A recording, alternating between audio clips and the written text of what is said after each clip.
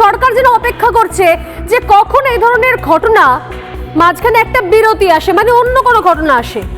যেমন ধরুন, যেই বাংলাদেশের খবর দেখাবো আমাদের পশ্চিমবঙ্গ সরকার হাঁপ ছেড়ে বাঁচবে, আহ বাবা বাঁচা গেছে, চলো বাংলাদেশের খবর দেখাচ্ছে, মানে আর কয়েকটা দিন অন্তত স্বাস্থ্য দপ্তরের দুর্নীতি, বেআইনি বাড়ি, জলাজমি ভরাট, এই নিয়ে অন্তত স্বর্ণালী সরকার প্রশ্ন করবে না, কটা দিনের জন্য নিশ্চিন্ত। কিন্তু এই কটা দিনের জন্য নিশ্চিন্ত হওয়াতে তো দীর্ঘস্থায়ী সমাধান সূত্র বেরোবে না। এইভাবে তো একটু একটু করে প্রতি বছর পার হয়ে যাচ্ছে, প্রতি নির্বাচন পার হয়ে যাচ্ছে, কিছু স্ত্রী, কিছু সাথী, কিছু ভান্ডার আসছে, কিন্তু লাভ হচ্ছে না কিছু। যেখানে লক্ষ্মী নেই সেখানে লক্ষ্মী স্ত্রী কিসের? যেখানে স্বাস্থ্যই নেই সেখানে সাথীটা কার? কার সাথী?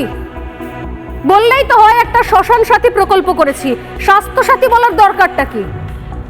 যে স্বাস্থ্য আইসিইউতে রয়েছে, যে স্বাস্থ্য ধুঁকছে, আমার তো মানে রাজ্যের স্বাস্থ্য দপ্তরে স্যালাইনেও ভেজাল আছে, তাই রাজ্যের স্বাস্থ্য দপ্তরটা দাঁড়াতে পারছে না।